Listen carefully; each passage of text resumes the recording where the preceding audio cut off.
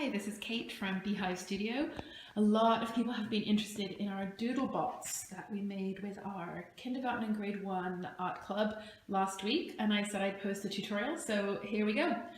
First of all, the basic supplies we used, this is a pool noodle just cut with a sharp knife into a length probably of about, I don't know, maybe 5 inches, but it's approximate.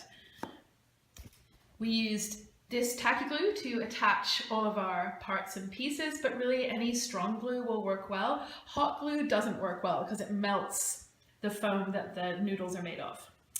3 markers, 2 elastic bands, a Sharpie, some decoration supplies. We use pipe cleaners because they stick really well into the noodle, and feathers and other pieces of noodle cut short. And then the key to your success is an electric toothbrush, a battery operated toothbrush.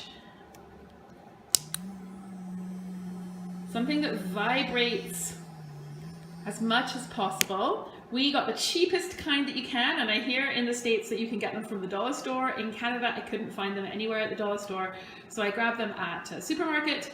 But they work out to around $5 a piece if you get just a cheapy one. But one that vibrates at the head vibrates really well because that's the part that's going to move your Doodlebot.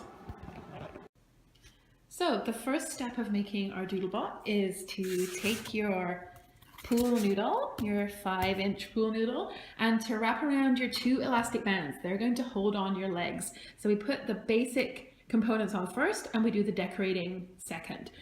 So by taking elastic bands, we just wrap it around twice like you do a ponytail to make sure it's nice and tight. And we use 2 elastics to make sure our legs stay on really, really well. Our legs are going to be made of just basic markers. You can use the thick ones or the skinny ones or whichever ones you have lying around, as long as they work really well. So we use new markers for this, but as long as they've got lots of ink, that helps the robot move around more easily. We're going to use it like a tripod, so we're going to put them in, 3 of them in, so they support the body of the robot. They're a bit squeaky to get them in, but you can sort of see how we're doing it here. There we go. We found the best height to get our robot moving is to line up the caps of these markers with the bottom of your pool noodle. And then as you move along, as you test out your robot, you can adjust the heights of the legs. And we sort of have to just move it around to make sure he's standing straight. Push him down a little bit, straighten up his legs, and then we're good to go. That's the basic body of your robot. He's standing on his markers and he's ready to go. Next thing we're going to do is just make sure that the toothbrush fits nicely in our noodle.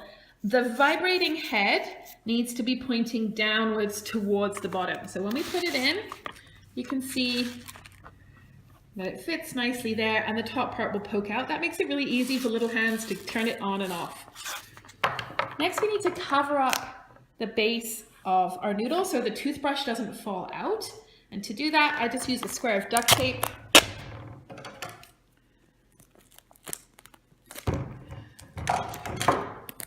And we're going to stick that just over the bottom hole and keep it nice and firm.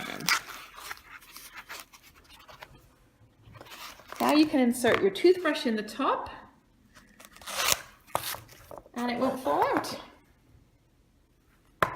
And your robot is basically ready to go, and now it's time to add some decoration. Of how-to videos, we have one that we made earlier. So we've decorated this guy already with pipe cleaners at the top. Pipe cleaners work really well because they can just stick right into the noodle without needing any glue. This is a piece of noodle sliced off, so little round pieces, and these are pieces of noodle sliced and then cut in half for his arms, stuck on with tacky glue. We made this guy's face just using Sharpies, but you can use googly eyes. Some of the children really enjoyed seeing how the googly eyes spin around as the robot was moving. So decorate any way you like. You don't want to make him too heavy because that's going to stop him moving a little bit. We really liked the idea of the motor being the robot's heart. So we stuck a heart decoration on top of it, and that adds a little bit more interest to your guy as well. And then you're ready to go. So your next step is to take off the lids to your markers. like so. Sit them down on the paper, and then you're going to turn on your engine, on your motor by pressing the button. Pop it into the toothbrush, into the holder of the noodle. And off he goes.